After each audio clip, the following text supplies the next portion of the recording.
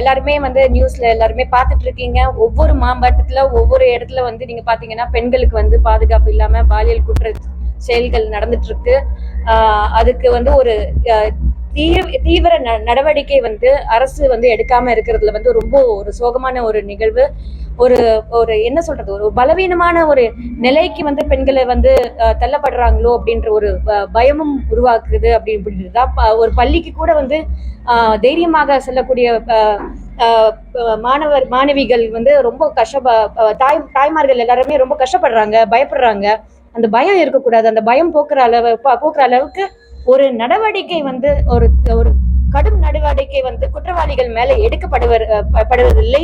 அது வந்து சட்டம் ஒழுங்கு சரியாக இல்லாத ஒரே ஒரு காரணத்தினாலதான் இன்னைக்கு வந்து இந்த அளவுக்கு வந்து ஒரு மோசமான நிலை போயிட்டு இருக்கு.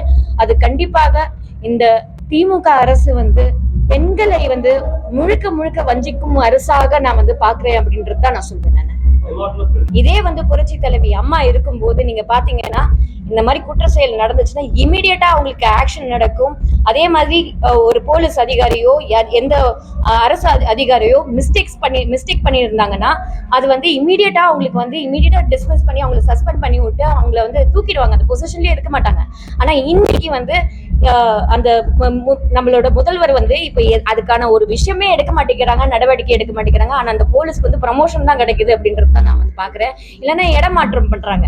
இதுதான் நடக்குதே தவிர ஆனா உரிய நடவடிக்கை போலீஸ் மேலேயும் எடுக்கிறது கிடையாது. சோ அது என்ன பொறுத்த வரைக்கும் லா அண்ட் ஆர்டர் ஜீரோ, இந்த திமுக ஆட்சியும் ஜீரோ தான். ஆனா மாத்தி அப்பாவும் மகனும் அவங்களுக்கு மட்டுமே வந்து 100% மார்க் கொடுத்துக்கிறாங்க அப்படின்றத நான் சொல்ல முடியும். கண்டிப்பா இது வந்து பொதுவெளியில அந்த மாதிரி பேசுறது, ஒரு தலைவராக அந்த மாதிரி பேசுறதுல வந்து எனக்கு வந்து உடன்பாடு கிடையாது பெண்கள் மீது. ஏன்னா இன்னைக்கு எத்தனையோ இளைஞர்கள் வந்து அது பாக்குறாங்க அந்த மாதிரி. சோ அந்த மாதிரி பாலியல் தொழிலாளின்ற வார்த்தையெல்லாம் அது பயன்படுத்தினால் நாளைக்கு இன்னொரு பையன் அந்த இன்னொரு பொண்ணை பார்த்து அந்த மாதிரி பேசுறதுக்கு என்ன 100% வாய்ப்பு இருக்கு. அந்த மாதிரி பேசக்கூடாது.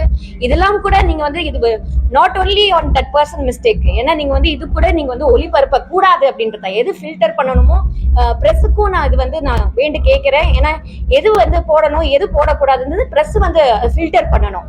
இவங்களோட தனிப்பட்ட வாழ்க்கையான விஷயத்த வந்து நீங்க வந்து பப்ளிக்ல வைக்கும் போது இது ஒரு தவறான உதாரணமா வந்து இப்ப இளைஞர்களுக்கு வந்து மாறிட்டு வந்துட்டு இருக்கு. அது வந்து தயவு செஞ்சு அவங்க திட்டுறாங்க இவங்க திட்டுறாங்க மாத்தி திட்டுறதுக்கு இது ஒன்றும் பிளாட்ஃபார்ம் கிடையாது. பிரஸ் ஒரு பிளாட்ஃபார்ம் கிடையாது. பிரஸோட பிளாட்ஃபார்ம் என்னன்னா மக்களுக்கு என்ன பிரச்சனையோ அதுதான் எடுத்து போய் கொடுக்கணும். ஆனா தனிப்பட்ட வாழ்க்கையை எடுத்து நீங்க வந்து அது பப்ளிசிட்டி பண்றதுல எனக்கு உடன்பாடு கிடையாது. அது எனக்கு வருத்தம். பத்திரிகை நண்பர்கள் மேல எனக்கு ஒரு பெரிய வருத்தம் இருக்கின்றது. நான் அதனாலதான் திரு சீமான் அவர்களும் தவறு செஞ்சிருக்காங்க. விஜயலட்சுமி அவங்கள பேசுற முறையும் தவறுதான்.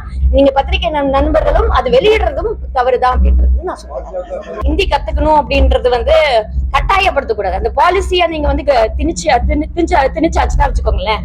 இது வந்து ஒரு ஆக்சுவலா நீங்க பாத்தீங்கன்னா இது ஒரு கேம் பிளான் தான். திமுகக்கும் பாஜகவுக்கும் ஒரு கேம் பிளான் தான்.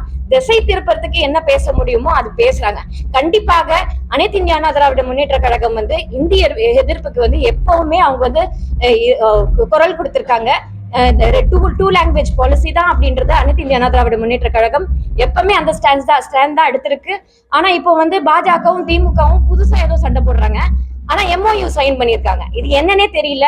அவங்களோட இந்த மாதிரி முக்கியமான விஷயங்கள் நீங்க பாத்தீங்கன்னா பென்ஷனுக்கான போராட்டம், சாம்சங் போராட்டம், எத்தனையோ விஷயங்கள், டீச்சர்ஸ்க்கு ஜாப் கிடைக்கல, அந்த மாதிரி கவர்மெண்ட் ஜாப் வந்து பேமெண்ட் வந்து டிலே ஆகி போகுது.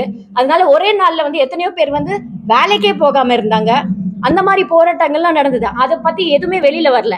ஆனா ஹிந்தி இம்போசிஷன் பத்தி எடுக்கிறாங்க. ஏன்னா இப்போ வந்து தேர்தல் கிட்ட வர இப்போ திருப்பியும் அவங்களுக்கு ஒரே 5 ஸ்ட்ராட்டஜி தான். ஒண்ணு ஹிந்தி இம்போசிஷன் பத்தி பேசி 2 பேரும் சண்டை போட்டாச்சுன்னா நான் எதிர்ப்புல இருப்பேன், நான் இங்க இருக்கேன் அப்படின்னு சொல்லிட்டு அந்த மாதிரி நான் அரசியல்ல இருக்கேன்னு காட்டிக்கிறதுக்கு வெளியில நாடகம் போடுறாங்க. ஆனா உள்ள வந்து கள்ள கூட்டணி வச்சிருக்காங்க அப்படின்றது உறுதியாக நான் சொல்லுவேன். அப்படின்னு இது முக்கியமான ஒரு விஷயம். ஏன்னா நீங்க பாத்தீங்கன்னா 2029 இந்த டீலிமிட்டேஷன் ப்ராசஸ் வந்து வரும் அப்படின்னு சொல்லிட்டு சொன்னாங்க. தொகுதி வாரி கணக்கெடுப்பு ஃபர்ஸ்ட் காஸ்ட் சென்சஸ் எடுக்கணும் அப்படின்னு சொல்லி சொன்னாங்க.